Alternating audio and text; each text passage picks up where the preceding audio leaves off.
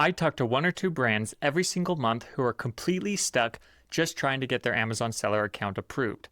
It's almost never because they're missing something obvious, it's usually because they didn't understand what documents Amazon actually wanted, or they had small details that didn't line up. The problem is, most people just try to push through the application without really thinking it through, and they don't really understand what Amazon is wanting or looking for.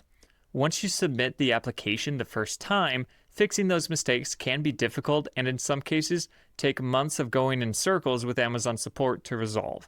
I've personally gone through the seller account signup process multiple times for multiple companies in the last few weeks, so everything you're about to see is based on what Amazon is actually doing right now as we start 2026. In this video, I'll show you exactly what Amazon expects you to have ready before you apply, the most common places where brands unknowingly caused verification problems, and how to set everything up so that once you're done watching, you're actually ready to go ahead and sign up for a seller account with confidence. This is not a walkthrough of the Amazon seller application, that's in the next video, which I'll link to in the description.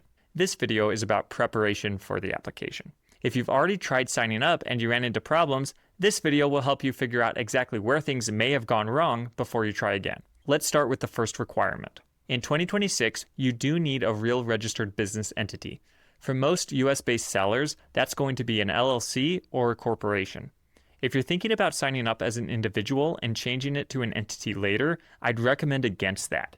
That used to work, but with the Inform Act in place now, changing the legal entity after signup is risky, slow, and can even get your account temporarily shut down. I also talked to a person who tried to sign up for a seller account as an individual, and they got an email from Amazon saying that they needed a registered business entity and they can't sign up as an individual anymore. Although I don't see that's actually officially written anywhere yet. Here's what Amazon expects you to already have in place. A legally registered business with your state, the exact legal business name as it appears on your registration, a registered business address. Ideally, this should be a physical location you actually have access to, like your home or your office. I generally recommend avoiding registering your business at a lawyer's office or other third-party location unless you truly have to. Amazon will sometimes need to verify your address, and in some cases, they'll send a physical postcard that you have to receive to keep selling. If you do use a third party, you need to make sure you can absolutely reliably receive mail from them. And whatever address you use needs to be the same address you use on your bank account, credit cards, and any other documents you submit to Amazon. Once your business entity and accounts all use the same business name and address, most of the process gets easier. Let's talk about consistency. This is the part Amazon actually cares about most. Amazon isn't just checking whether these documents exist, it's checking whether everything lines up with each other. If even one thing doesn't match, the system doesn't necessarily ask follow-up questions. It can just flag the account. Consistency means the same business name, the same address, and the same person showing up everywhere Amazon looks. The most common problem areas are the business address on the entity registration doesn't match the bank account. This can happen a lot for businesses with multiple locations. The business name isn't an exact match across documents. This can happen sometimes with DBAs or such. Sometimes brands will also put their brand name in when Amazon is really wanting their legal entity name. The address on the personal ID that you submit doesn't actually match the document that you submit to prove the address, such as the bank statement or utility bill. A document or bank account belongs to a related company, like a parent company, not the exact entity the seller account is being registered to. None of these feel like big issues when you're filling things out, but these are exactly the type of things that can cause big problems. Our goal, though, is to make sure there's nothing to question in the first place. Before you apply, you should look at everything and check that it all matches. Something Amazon will ask for in the initial part of the form is the company registration number. This is the most misunderstood field in the entire process. Everyone always puts their EIN here, but this is not your EIN. Your EIN is a federal tax ID. You'll need one later, but it's not what Amazon is asking for when it asks for the registration number. This is the ID your state assigns the entity when it's created. Amazon uses this to confirm your business exists in government records. Different places call this different things, which is where a lot of the confusion comes from. For example, in the US, California calls it an entity number, Texas calls it a file number, Florida sometimes calls it a document number, Utah calls it an entity number. If you're outside the US, it works the same way. In Canada, this is typically your corporation number or business number. In the UK, this is your company number. In all cases, it's the unique identifier your government uses to track your business entity registration. This is not your EIN, your sales tax ID, or any other tax identifier. To find it, go to your country or your state's official business registry website.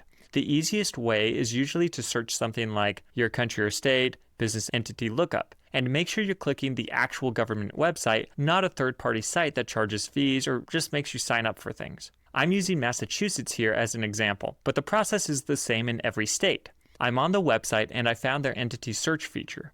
I can type in an entity name and then I see the ID number right here. If I click into the entity, it will show me the ID number again, as well as the official registered address. You can see I've covered up information here and just replaced it with generic info. Along with this number, Amazon will ask for something it refers to as a registration extract.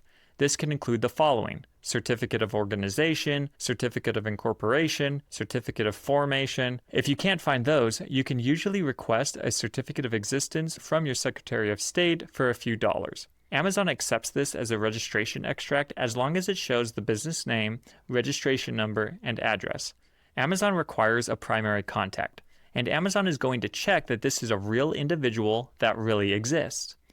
Amazon will verify this person's identity and address and require them to complete a facial recognition or video verification during the sign-up. With the Inform Act, Amazon re-verifies sellers regularly, usually each year. If this person leaves, Amazon often requires re-verification of that person's information before allowing you to switch contacts. So choose someone who can realistically be around to support verification long term. Also, make sure this person isn't already tied to another seller account or involved with another account in any way unless you've confirmed that you're compliant with Amazon's multiple account policies. Amazon will require a government-issued ID for the primary contact. They typically accept passports and driver's licenses. Passports tend to cause fewer issues, especially if you're international. If you use a driver's license, which is only available in certain countries such as the US, make sure it's current, clear, uncropped, all four corners need to be showing, and shows the same address you'll use as the contact person's personal address. If the address is outdated, it's often worth updating the license before applying or using a passport. An important document you'll need to prepare is the letter of authorization. It's basically a letter written by your company to confirm that the primary contact is authorized to create the seller account on behalf of the company. It may seem odd that you have to write a letter to give yourself permission. Luckily, it's very easy. Here's my template I use for these. If you want this template, feel free to request it in the comments, or I may put it in the description as well. Of course, you can always make this yourself really easily. You just put your logo at the top, put the date in there, then you can use basically the same text I have here. I'm a principal of your company name, which is a registered, usually you'll say LLC here, registered in Massachusetts or whatever your state is, with the entity registration number, then you put your number. We authorized the seller account under the admin email, and put your admin email there, to be created by your contact person's name, to sell, put your brand name, which might be the same thing, products on the Amazon Marketplace. Then you have your contact information all in here. You can see I would put my name, business name, registration number, my title, company name, company address, our website, my email, and my phone number there. Then I would have a spot where I sign it. So I can either make it into a PDF and e-sign it, or print it out and sign it and then upload it from there. Proof of address. Amazon will require proof to verify the primary contact's personal address and the business address. Acceptable documents include bank statements, credit card statements, utility bills, or rent receipts. These must be full PDFs. Screenshots will not work. If you have a physical copy and you can take a picture or use a scanner, that's fine too. The address must match the ID if you use a driver's license. This is one of the most common rejection points. So make sure you can get something for each of the two addresses. The most common option is a bank statement. It can seem weird that Amazon wants a personal bank statement, but that's just something they have to do to make sure they aren't letting fraudsters on their platforms who may want to sign up with fake identities. That's also another reason why you will typically use an owner. Business bank account. Amazon requires a business bank account and bank statement under the entity name and address. If the account is brand new and doesn't have a statement yet, it's best to wait until you have at least one official statement before applying. Do not use a personal bank account just to get through the signup and then plan to change it later. That will just cause a lot of problems. The credit card. Amazon requires an internationally chargeable business credit card. The funny thing is about this is that Amazon specifically says in the sign-up form that they accept debit cards as well. However, they will often fail verification for seemingly no reason and often will cause issues after the verification when you're actually using the account. You can try signing up for the seller account using a debit card, but I would use a credit card if you have one. If you don't have a credit card yet, I personally have used for many years the Chase Business Inc. Unlimited. It has no annual fee and unlimited 1.5% cash back. It's great for new businesses because they'll approve you based on your personal credit, but it helps to build business credit as well. The name and billing address on your card should match the entity registration and bank account address. Ideally, have a credit card statement ready, although if you have a bank statement, you can usually sign up and then upload the credit card statement afterward. The sign-up environment. It's very important that you complete the sign-up internally. This is not something you can outsource to someone else. Amazon tracks where the sign-up is done and with what devices.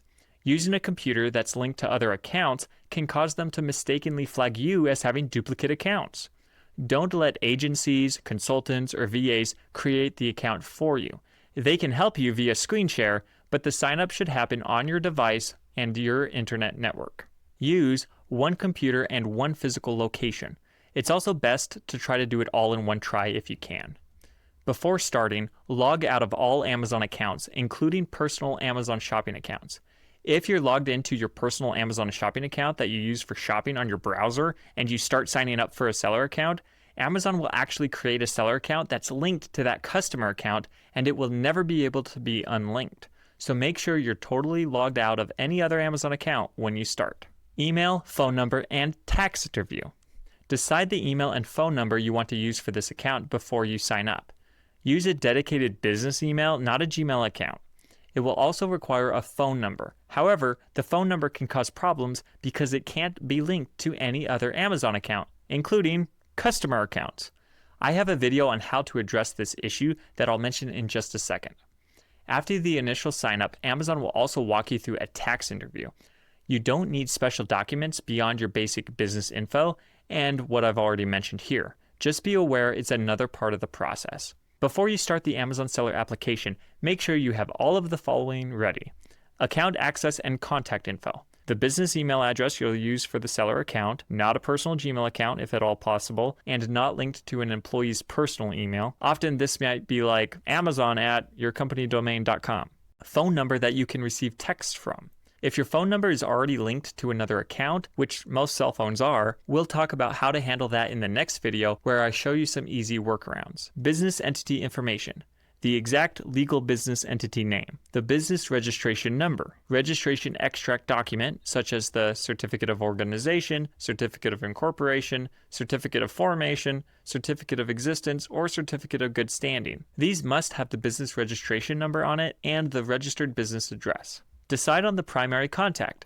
This is the person whose identity Amazon verifies. Typically use an owner or long-term internal team member, not a VA or agency. A passport or driver's license. Personal proof of address for the primary contact. Make sure that this is their address, it matches their ID, and use PDFs, not screenshots. This can be a bank statement, credit card statement, utility bill, or rent receipt. If you do submit a physical document, make sure you take pictures so that all the text is very readable and they can see all four sides of the document. Make sure to have your letter of authorization handy and include all the information I showed in the template, which I'll include in the description below. Financial information.